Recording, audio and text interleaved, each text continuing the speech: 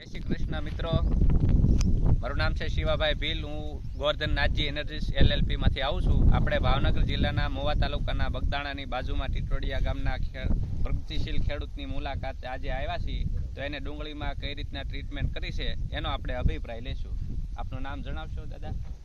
મારું નામ દેહાભાઈ ગુંસાભાઈ, ગામ ટીટોડિયા. તમે ડુંગળીમાં પાયાના ખાતર તરીકે કયા ખાતર વાપરા અને તમને એનું શું રિઝલ્ટ મળ્યું તમે ખેડૂતોને ભલામણ કરશો?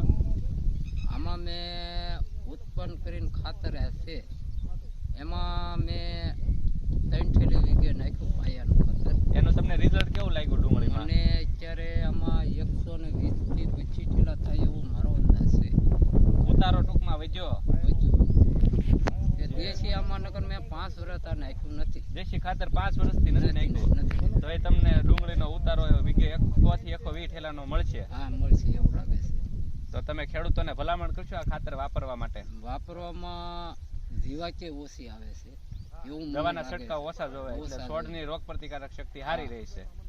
ચોક્કસ. ડુંગળી મૂકી રાખો.